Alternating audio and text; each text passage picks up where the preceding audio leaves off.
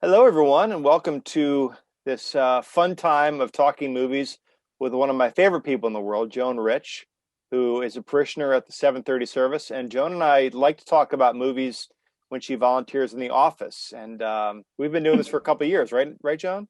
We have. We don't always see eye to eye, but we certainly like to talk about it.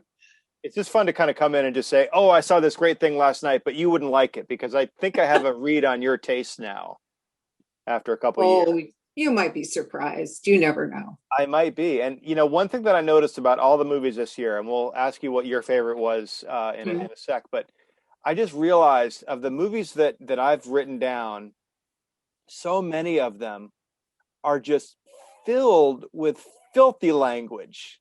Oh boy. Yeah. I mean, it feels like it just gets worse and worse and worse.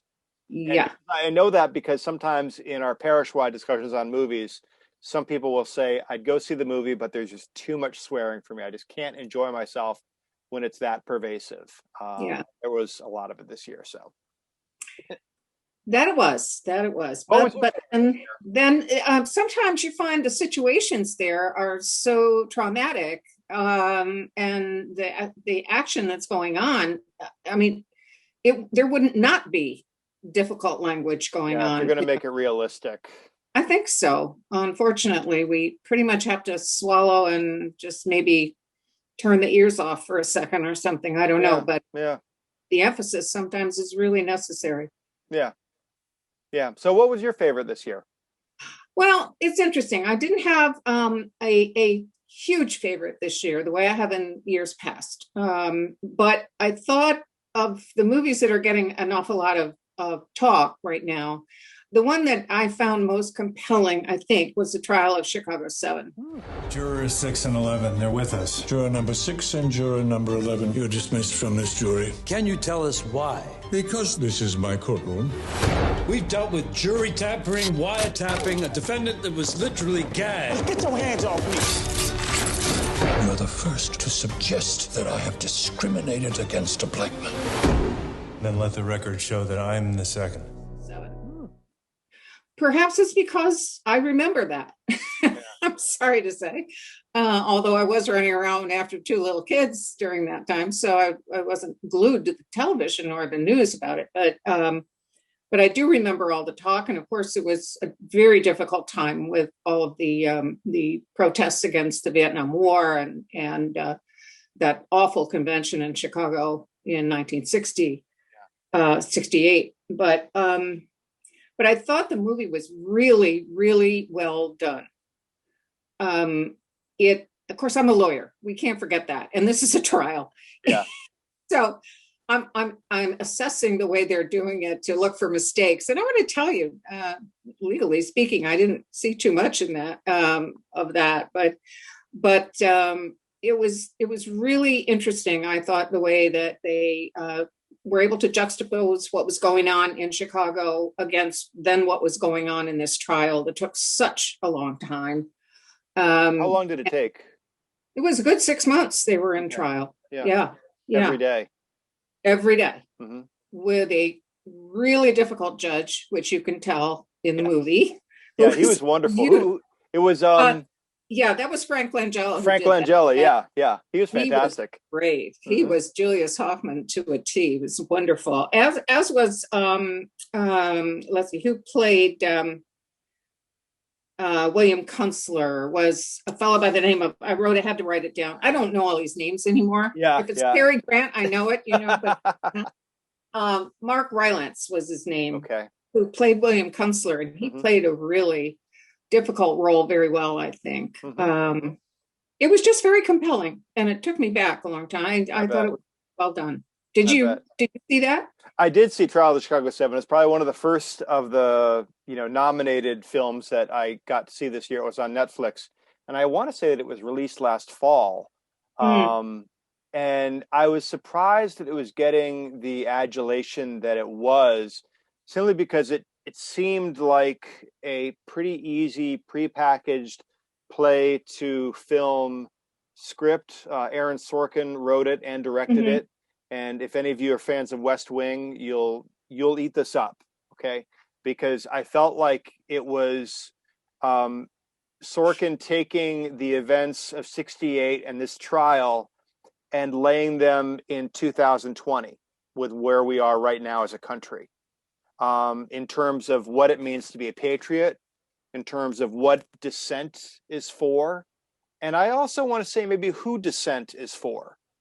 Yeah. Because again, I look at this film and I kind of say, okay, well, this is the way that it broke then, and it's the way that it usually breaks. But what if these protesters were on the right side of things, right-wing protesters, and they were being mistreated or misabused? Now, I know that doesn't happen a lot, but I just felt like it was a little too West Wingy for me, a little too preachy. Mm. And of course, being a courtroom drama, it was also a comedy. I mean, Sacha Baron Cohen as Abby Hoffman was just terrific. He was And wonderful. he had so many great lines, and he brought such a human element to the role. It could have just been very cartoonish and two-dimensional, but Yes. he brought in a very warm, and of course, Eddie Redmayne as Tom Hayden was fantastic, and I think very understated.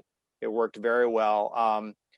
But I guess it just felt a little too preachy, and it felt like a little not challenging to maybe a liberal like me.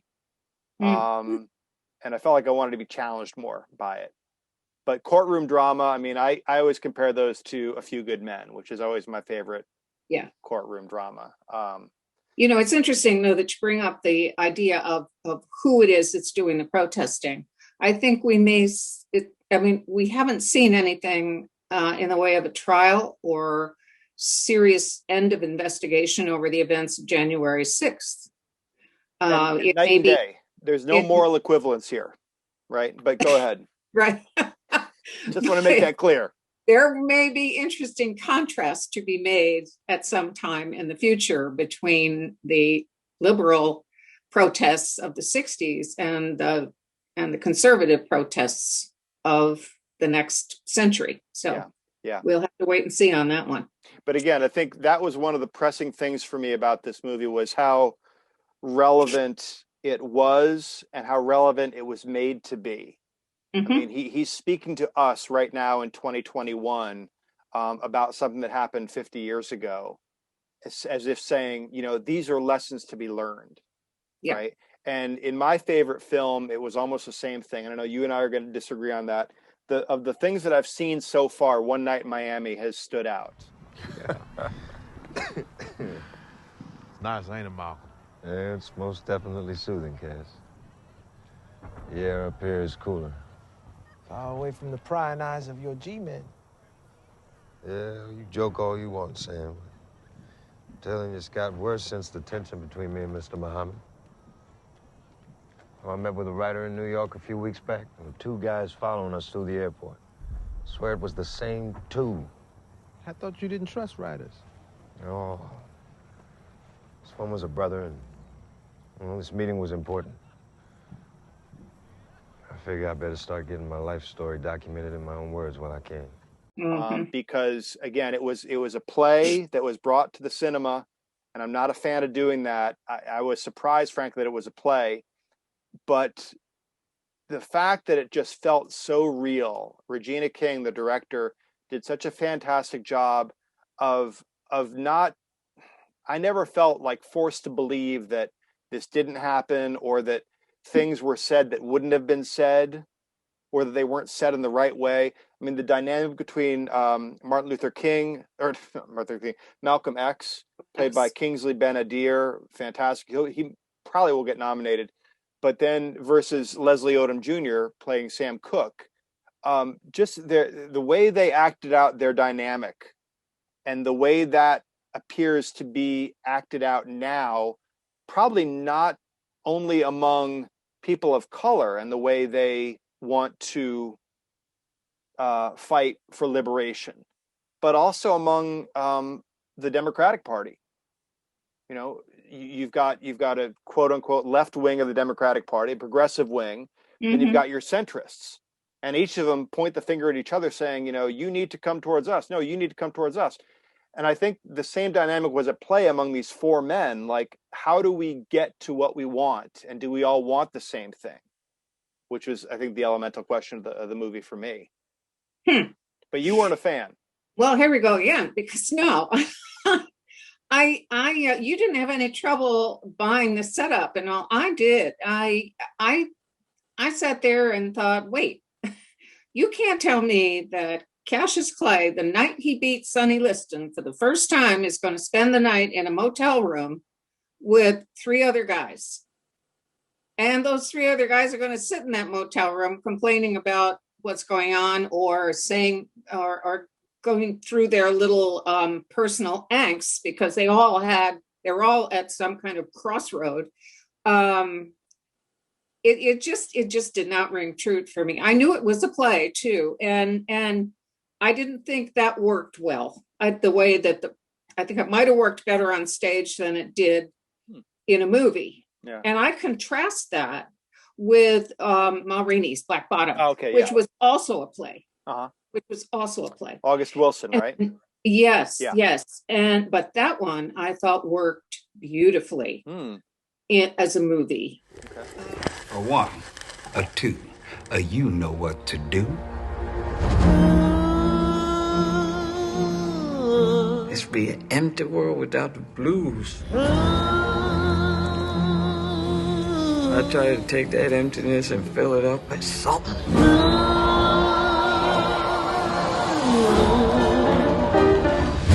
But they want to call me Mother Blues. That's all right with me. It don't hurt none. Where's the horn player? I got a friend. Come on, Levy. You rehearse like everybody else. I'm gonna get me a band and make me some records. That one I thought you could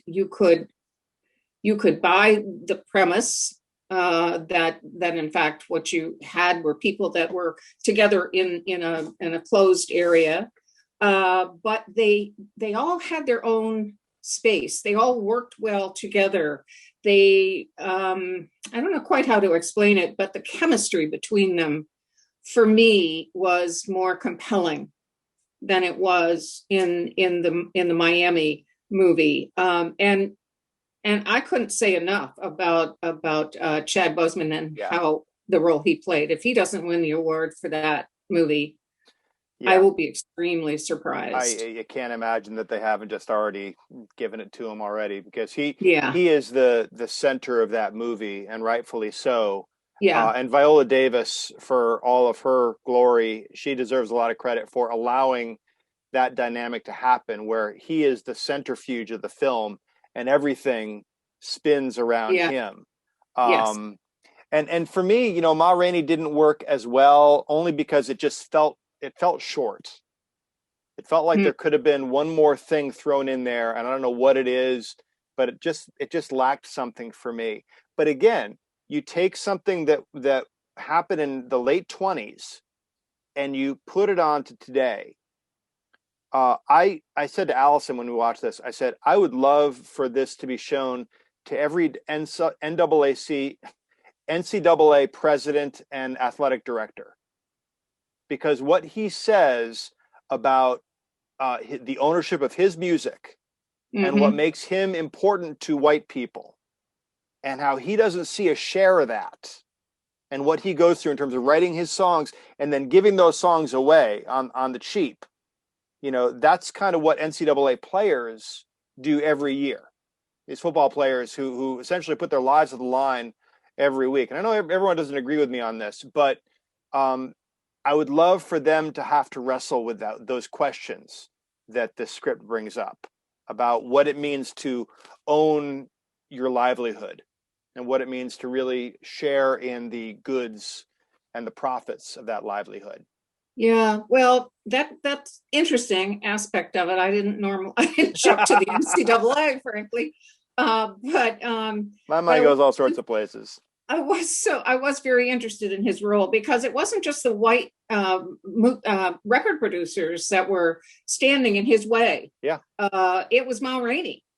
She was going to have her music played her way, not his way. Yeah, and so he's fighting everybody to make them understand that the music they want him to play has to change.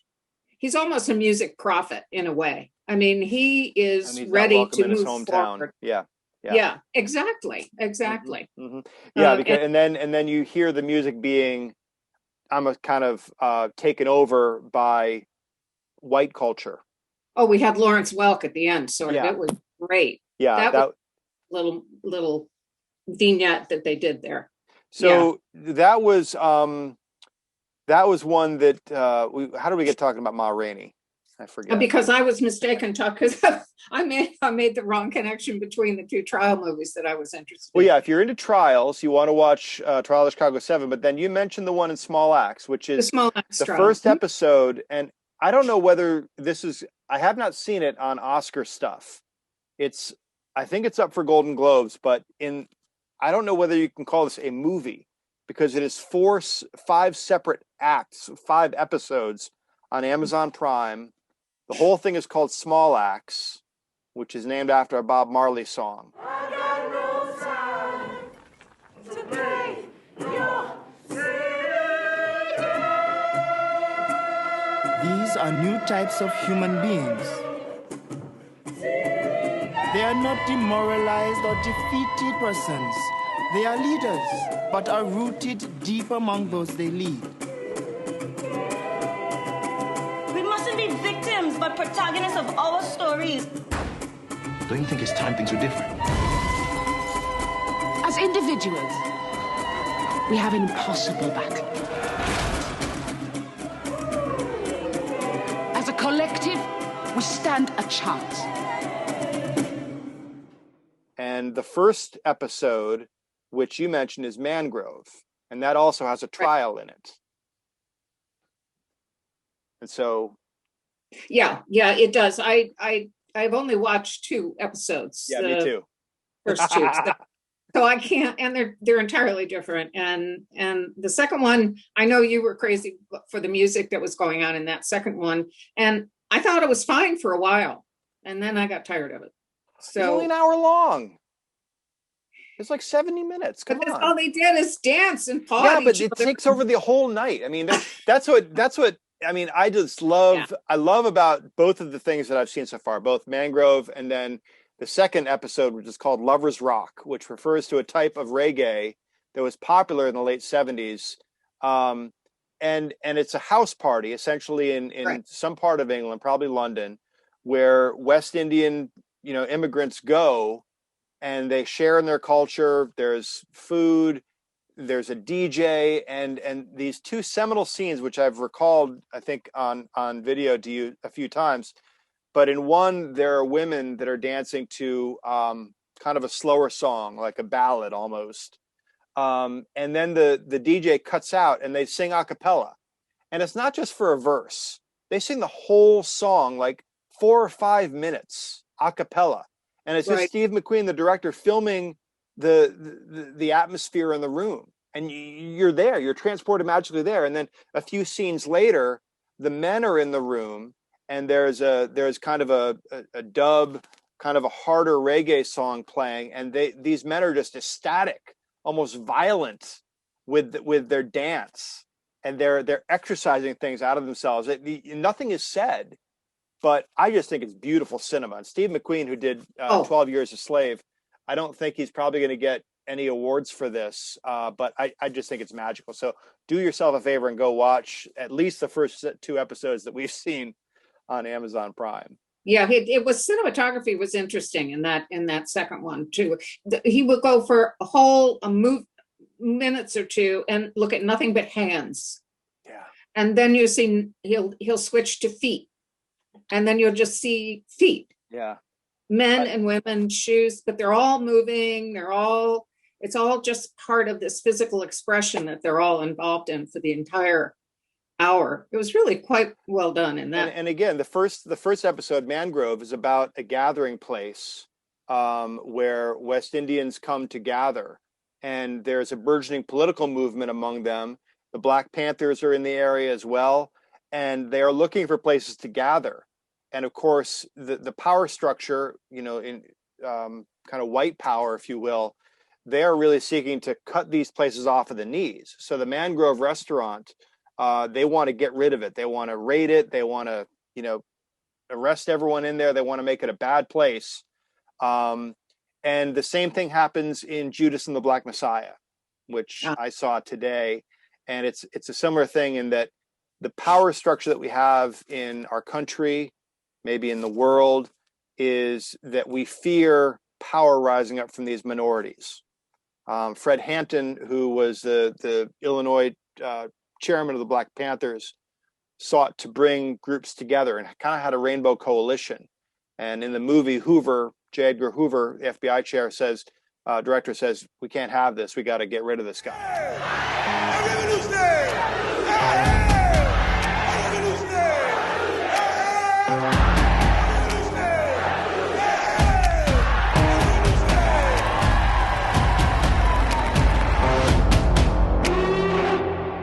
You're looking at 18 months for the stolen car, 5 years for impersonating a federal officer, or you can go home. The Black Panthers are forming a rainbow coalition of oppressed brothers and sisters of every color. Their aim is to sow hatred and inspire terror. I will learn all that I can. These ain't no terrorists. You can murder a liberator, but you can't murder liberation. You can murder a revolutionary, but you can't murder revolution. And the movie for me didn't. It seemed a little inconsistent and just a little jumbled. You know, first time director. I think Shaka. What's his last name? Oh, I forget his last name. It's real simple too. But I think it's a first-time director, and it just didn't. The acting is fantastic. Daniel Kaluuya and Lakeith Stanfield, I believe, first time since Get Out working together. They were fantastic, but the movie for me was just a little jumbled. So that's a little freebie. That I have not had the opportunity. That's got the language. So watch there's out. another good reason to stay. Yeah. Yeah. What favorite series have you watched besides Small Axe? What have your favorite series been? Let's see. And one little movie I want to mention. Yeah. Before we go to series that I just adored, and it is on Disney, and it is Pixar, and it's called Soul. I'm Joe. I teach middle school band. How'd it go for it? Today started out as the best day of my life. Back here tonight, first show's at 7. Yes! Woohoo! You know what that's gonna say? Joe Gardner. I did it. I got the gig. Must have been sudden for you. What? Oh my goodness! Oh my goodness! Help! I'm not done! Oh my goodness!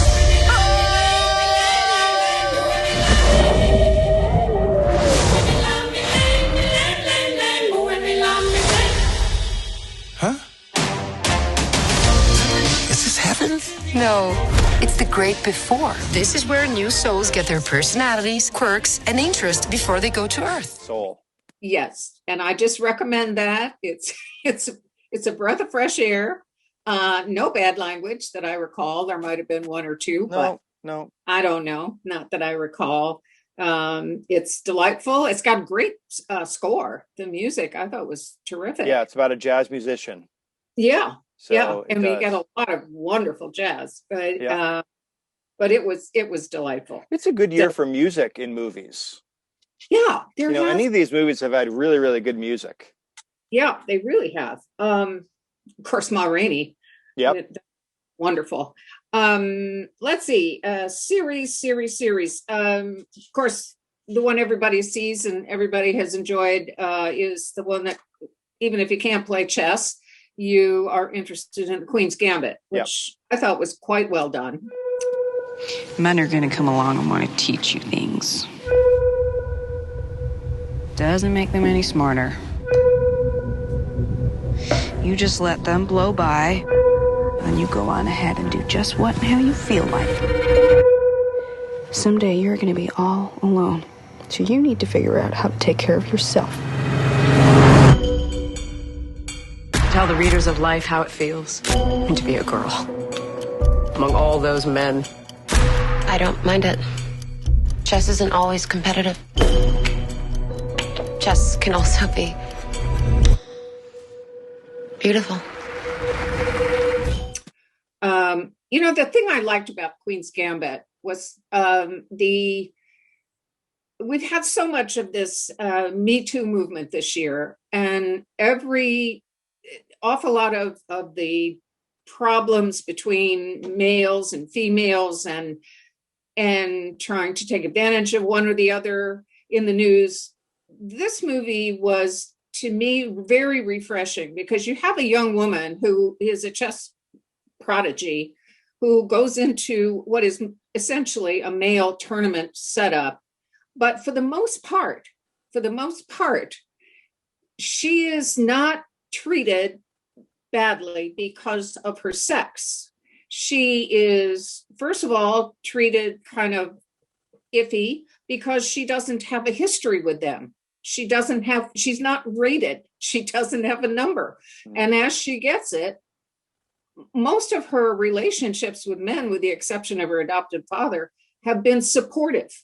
Eventually, they were very supportive, to the point that she became the world champion or whatever it is, thanks to these guys that are on the phone with her between games. So I found that very refreshing. I like that aspect of it. If I do get around to watching it, which I will, I promise, I would probably find it refreshing in that way too. I know Monica Hess, who writes about gender for the Washington Post, brought that up when it was first out. She kind of said there's a real lack of the Mad Men style of men, if you will, the kind of lecherous men who really just view women as objects. And I always, that always grates me when men are seen kind of as two-dimensional. Now, fair play. There are a lot of movies in which men take the center and women are seen as two-dimensional. All right. Trust me on that. But I guess, for me, when the shoe's on the other foot, I can see how grating it can be. So it was good to see, that men were presented in that way, even if it wasn't entirely accurate. The other movie that I have not got around to seeing yet, because I don't want to pay $20 to rent it, is Promising Young Woman, starring Carey Mulligan. It's, in the vein of the Me Too movement, it's a movie in which a woman takes some revenge on men who need it. And again, I haven't seen it. I can't speak to it, but I know that it's gotten a lot of press. And I think Carey Mulligan's got a decent shot at getting nominated this year for that role. I haven't seen that one either. I'm not sure I'm interested in the violence that I understand is involved in it, which for me is always a problem. Yeah. In movies, but and others I haven't seen. I have not seen News of the World, which I really want to see. No, haven't seen that. Having read the book, which was wonderful. The author Paulette Giles is one of my favorites. She's terrific. And what was the other one? Frances McDormand's movie, Nomadland. I mean, I've been in love with that woman since Fargo. She can do no wrong. So here's a little trivia for you. The man who played Frances McDormand's husband in Fargo also showed up in one of the movies this year. What movie was that? Oh, I have no idea. Trial of the Chicago 7. He played David Derringer. John Carroll Lynch, great actor, played Arthur Lee Allen in Zodiac. I love that guy. I mean, whenever he's in a movie, he makes it better. You know who else always makes a movie better by being in it is Jesse Pullman, or Pullens, I think his name is. He plays FBI agent Marshall in Judas and the Black Messiah. He was also Kevin Weeks in Black Mass with Johnny Depp. And he also played the role of Todd in Breaking Bad. So he's got this kind of pale, white, really, narrow eyes. He just looks like he's up to no good. And aren't they all? He's just creepy in a lot of different ways, even when he's trying to be a good guy. But he makes every movie better. But yeah, Chloe Zhao, who directs Nomadland, 38 years old. She also directed, I believe it was called The Fixer back in 2017. she is also directing a Marvel movie this year. I know you're a big fan of Marvel. The Eternals. I like the cat. The Eternals is coming out in November, I believe, and she's directing that, and that's her big picture thing. So she can afford to do all these little films on the side. But by all accounts, Nomadland is going to win Best Picture just because it's that good. I'm a little disappointed that we haven't gotten to see it yet. You're kind of late in the game, but I think we can. I've got. Maybe by the time everybody gets to see us do this, I will have seen it because I have had both shots, and I know it's in the theaters. So, locally it is in the theaters. So already, I thought it was next week. So no, I think it is here already. But in any case, one thing I did want not to overlook, and even though I thought that the movie was almost tiresome, was Gary Oldman's portrayal of Mankiewicz in the movie Mank. Mank? It's Orson Welles. Of course it is. I think it's time we talk. What is it the writer says? Tell the story you know. Hello, everyone. Make yourself to home, Mr. Mankiewicz, or shall I call you Herman? Please, call me Mank. Mank. Mank. Mank. Mank. This is Herman Mankiewicz, but we're to call him Mank. Mankiewicz. Herman Mankiewicz, New York playwright and drama critic. Turned humble screenwriter, Mr. Hearst. This is a business where the buyer gets nothing for his money but a memory. What he bought still belongs to the man who sold it. That's the real magic of the movies. Thunder, lightning, blood, fire, religion. Help! Someone save me! All in one film. That's director proof. That's why I always want Mank around. Which I thought was really a wonderful job of acting. I mean, this is a man who is drinking himself to death before your very eyes, with huge, enormous talent, which everyone recognizes, and a huge ego to go along with that, and an enormous ego, but some people are kind of entitled if they have it all. I don't know, but his portrayal of it, I thought, was just beautiful. The movie, of course, it's supposed to be Citizen Kane, and they filmed the movie so that it looks a lot like Citizen Kane did. In other words, black and white and flashbacks here to from from the movie, from the life of Hearst to more present stuff, but which was sort of clever, I guess, but you could pick that up right away what they were doing. I don't think it was terribly subtle. But his performance, and also, I don't know, can't think of the name, the little girl who played Marion Davies in that. Amanda Seyfried. Okay. She was really good in that role. Really good in that role. She's a good actress. You can't go wrong with the actors in that film. I can't think of very many actors who didn't exceed what they could have done this year. Again, I think Judas and the Black Messiah, I think some of the talent there was wasted. It just seemed like a meandering script to me. Mank, the story itself didn't really interest me. Trial of the Chicago 7, I think there were really good performances, but again, Sorkin's writing just doesn't do it for me. I didn't get into West Wing. I know a lot of people lived on that for the 4 years of the Trump presidency. And for them, this movie is going to be a real treat. The two movies that I am looking forward to seeing, though, that have not come out yet, besides Nomadland, are The Father, starring Anthony Hopkins, probably going to get nominated at least for Best Actor. And then also a lesser-known Korean film that's actually an American film, but it's about a Korean family farming in Arkansas in the 1980s. Right. It's called Minari. Yes. And apparently there was some controversy around the Golden Globes because they thought Minari was going to be, put in as a foreign film. But since it's American, they didn't.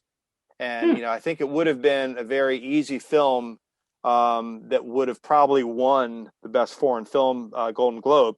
But they said, no, this is an American movie because it's apparently made in America. But I think it's a Korean crew that's doing the film. I don't know who directed it, but need to find out I don't more either. about that. I do know the story is something like a Korean grandfather moves his family to Arkansas to farm Korean vegetables. Yeah. This kind of niche market that he wants to get involved in, and I don't know any more than that, but I do think that one also is in local theaters right now. Really? I hadn't paid attention because I can't go out. Well, I know I didn't look until after I got the shots. So, but now I'm still a little hesitant. But yeah. Well, it's better safe than sorry. I'd like to try it. So we're not going to talk one bit about Prom, are we? You know, if you want to say something about the Prom, I have not seen it, but I've heard good things. Well, it got panned terribly, particularly. Really? I've read some bad reviews of it, which I thought was so unfair because it was just so much fun to see people singing and dancing and breaking into song at any old moment. You know, it's just like going back 50 years to wonderful old musicals. Oh. And Meryl Streep is absolutely unbelievable in this movie. Hello, interweb. My name is Emma Nolan, and I'm 17. You might have heard about the prom in Indiana. I just want to go to prom like any other kid. All opposed. I know we all have stories to tell, and here's mine. Oh my gosh, check this out. It's all over Twitter. She wanted to take her girlfriend to the high school prom. And the PTA went apeshit and they canceled it. We have got to go down there. Yes. And raise holy hell. Yes, we will be the biggest thing to happen in Indiana since whatever's happened in Indiana. When does she know? There is nothing that woman can't do. Plus, she's funny as heck. Yeah. Yeah.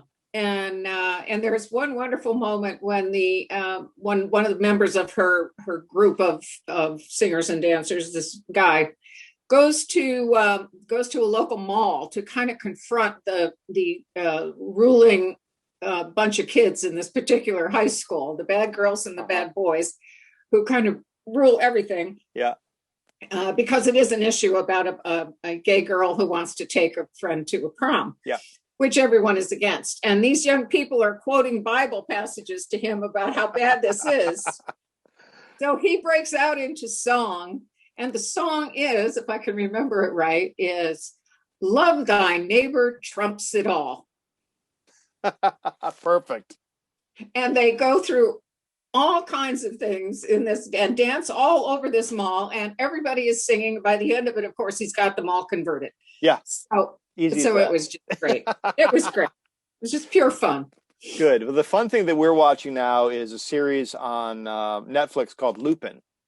Yes. It's French and it's a caper, 5 episodes, kind of an update on the gentleman burglar Arsène Lupin.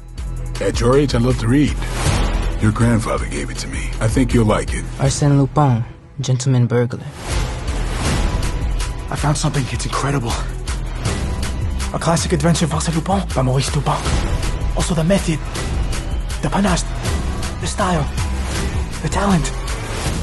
What's next? D'Artagnan of the Three Little Pigs? 25 years, I believe my father was a thief. I grew up with that. 25 years ago, he framed my dad. Come on. Let go of me! You want revenge on Pellegrini. Who gon' stop me in my moment? This is all a game, Inspector. A game with rules. And I'm the one who makes them. And really, really good story. It's fun. It's high action. It's adventure. It's somewhat light, you know. So I'm enjoying that. The thing that wasn't so light was I'll Be Gone in the Dark, a series based on Michelle McNamara's book from 2016 on the original Night Stalker in California. It's a miniseries that kind of takes up the book because the author died just after the book was published. And the series presents our interviews with her when she was alive. And the fascinating thing is that in 2018, 2 years after the book was released, the man was caught due to family DNA. And a lot of it was because this author was really into true crime and started a true crime podcast, got to know other people that were working on this case, did a little investigative work herself, a lot of it, and really sunk into it to write a book. Interesting. And due to the book, notoriety came out and they found this guy. Now he's in prison. So And what's the name of that again? Called I'll Be Gone in the Dark. I'll Be Gone in the Dark. It is not for the faint of heart. So it's not light like Lupin or The Prom or Soul. So if you want light, go to those. That's all right. I can pick up my mouse and click on that anytime that it's too much. I had to do that through Bridgerton. And when I watched all of Bridgerton, my finger was on the fast forward button through most of it. Yeah. But oh well. Well, there's certainly been enough to keep us occupied at home. Oh yeah. During this last year, but I really, really hope and pray that this next year we'll be able to go back to movies as they were meant to be seen on the big screen with some popcorn and a soda. Me too. I don't care about the popcorn and soda so much. I think I'll wait. And I think I'll go first at the first show of the daytime on an early weekday morning, and hopefully it won't be too crowded. But yeah. But I can't wait to get back to the theater. It'll be great. Good. Well, listen, let us know in the comments what y'all think of these movies, if you've seen them. If there's something that we have not touched on that you'd like us to, let us know, and we can write back in the comments, and we'll have a little chat about these movies and series that have come out. Thank you, Joan, for your time tonight. Oh, you're welcome. Bye, everybody. All right. Bye, we'll see y'all later. Bye. Bye-bye.